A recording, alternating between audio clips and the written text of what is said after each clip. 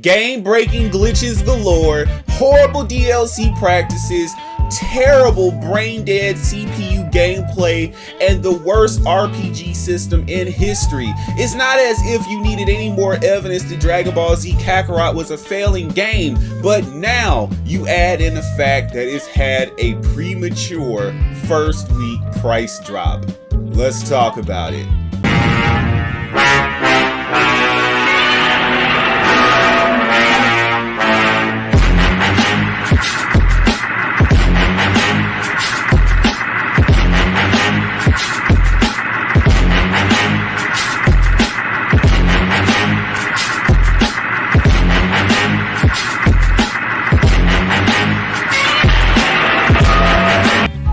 Okay, so Dragon Ball Z Kakarot has joined the pantheon of failing games. There's, that rare few games that have big price drops within the first week or month of its release, which signals the end and the failing of those games. I mean, we could bring up Fallout 76, Wolfenstein New Blood, we could even bring up Battlefield 5. All these games had huge price drops within their early release period.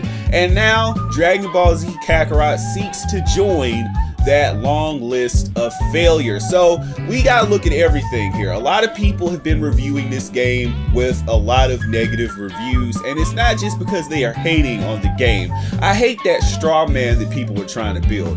It's just that these are terrible games. Like the combat system is dry, the leveling system doesn't matter. I mean, the leveling system really doesn't matter when you have a brain dead CPU. The stats are just like placebos and they don't even matter.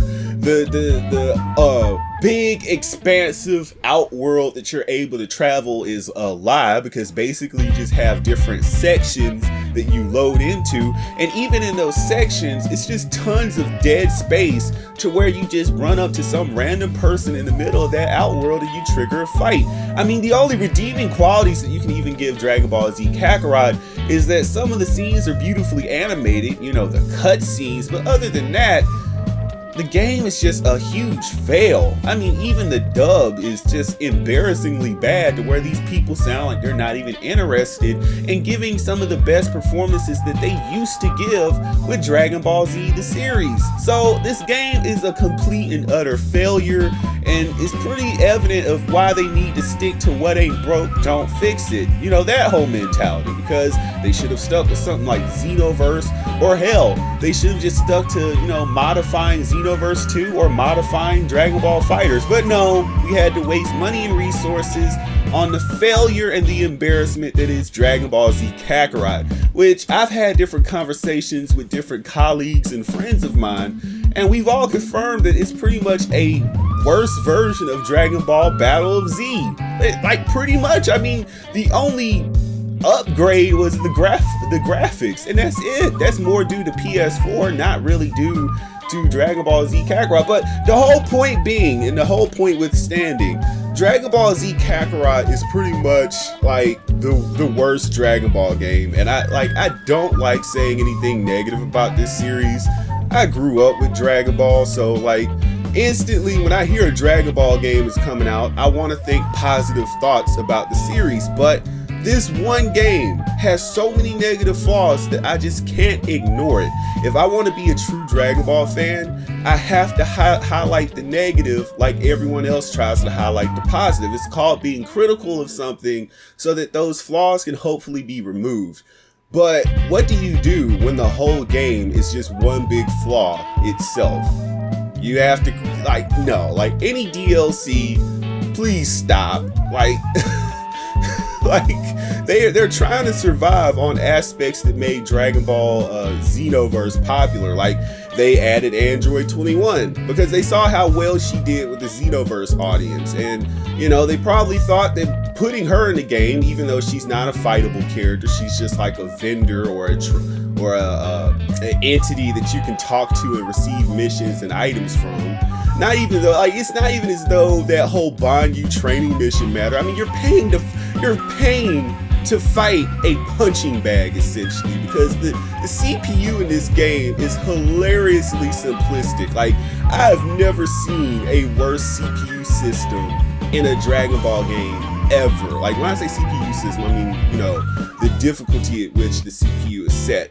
Like the combat is brain dead. Like it's like they made this game for 6-year-olds who are like aware of Dragon Ball. So they just made it where you mash one button. And I know in the past we've been critical of some Dragon Ball games and we've been hyperbolic in saying that it's one button. But like take Xenoverse for instance.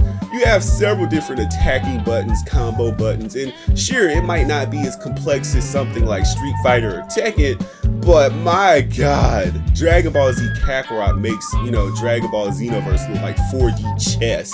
It's not even worth a comparison. And then on top of that, man, I'm sitting up here laughing at the voice acting. Like, I wanted to hear what they wanted to make Bonyū sound like in a dub, because I was curious. So I went and did a YouTube search, and it's like they just went and got generic Australian woman number 5, and they just asked her to do a couple of lines from Bonyū. I can tell this is going to be an easy victory for me. No one can stop me now. You're better than you look. I'll give you that. Come on and fight. Character lacks character.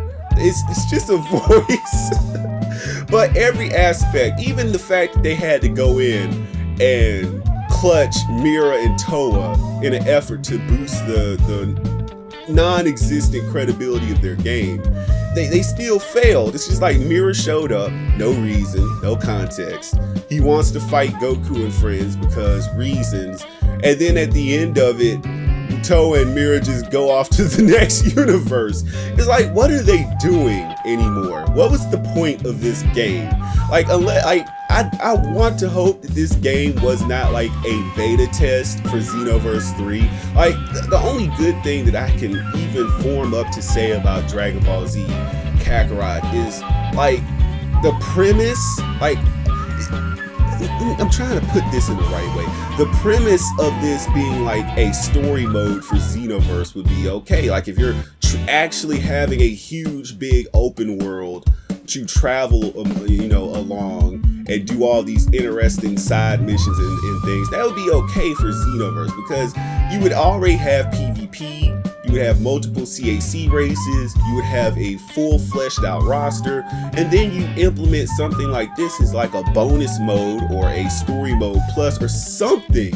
But for this to be a standalone game is horrible. Like Dragon Ball Z Kakarot, you hold the L of Dragon Ball Z game history.